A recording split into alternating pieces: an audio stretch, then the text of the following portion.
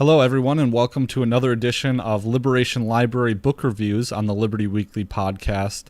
This podcast is available to my podcast listeners on the Liberty Weekly YouTube channel, and I will also embed it into my webpage at libertyweekly.net.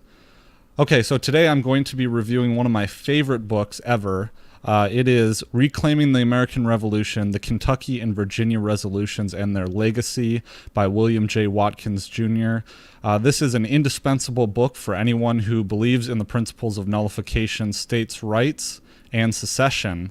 And William J. Watkins, Jr. has been on the Tom Woods Show, I think twice, so I will link his appearances in the show notes page as well, along with an Amazon affiliate link to this book for anyone who would like to go purchase it for themselves. I would highly recommend it. It has a lot of very good, solid history. It is flush with footnotes, as well as original source documents.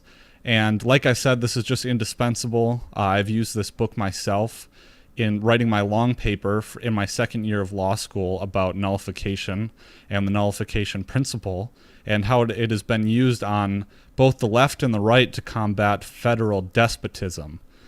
And it, like I said, it's packed with history. It starts out with what I think was a silent coup of the American government with the Constitution.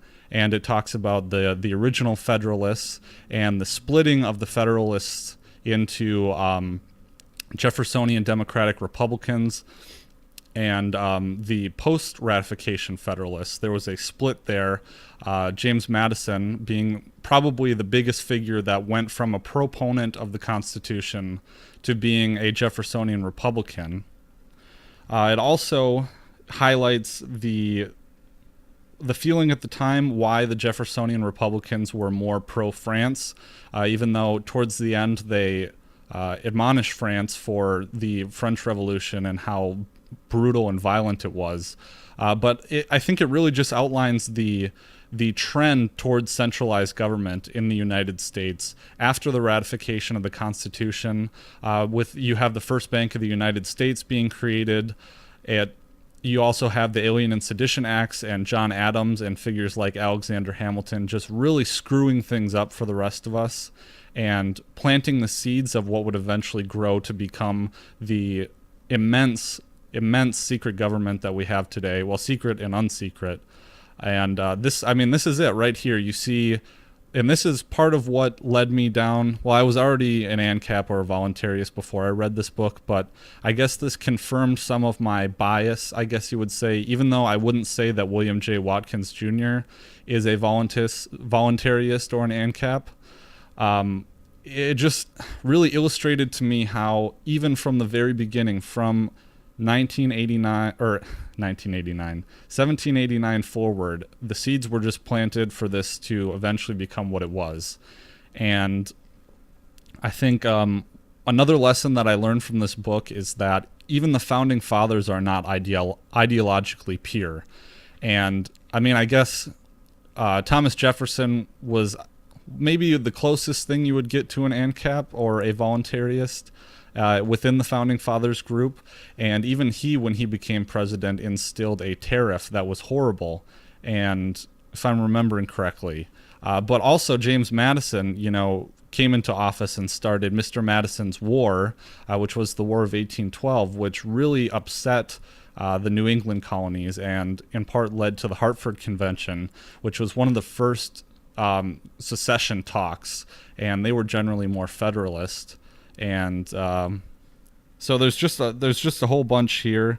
You really get into what the principles to get into the Kentucky and Virginia resolutions. I think maybe this crowd would be more familiar with the history of it. I really went into it in episode, I think, 2 of the podcast, way back in the beginning, libertyweekly.net/2.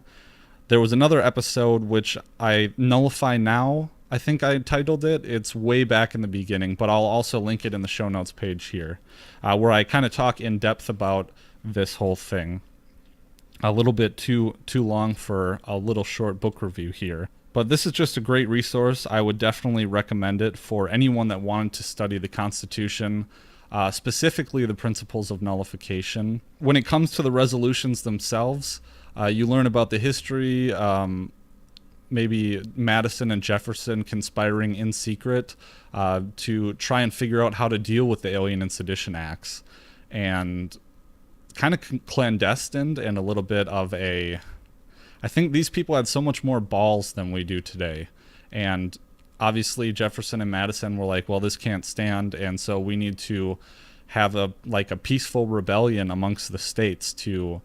because obviously the Alien and Sedition Acts violated the Constitution, and they were still passed, you know. I mean, there's nothing more despotic about the Sedition Act. I mean, just completely obliterating the First Amendment.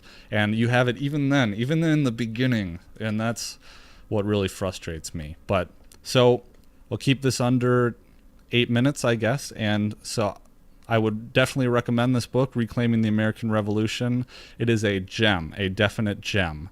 So for those of you who are viewing the YouTube channel and haven't checked out my podcast yet, it is the Liberty Weekly podcast. I do legal theory, interviews, lots of interviews, and discussion-based episodes about topics like this, topics about, I think I said libertarian legal theory and economics and property rights and stuff like that. So I would definitely direct you there to check it out.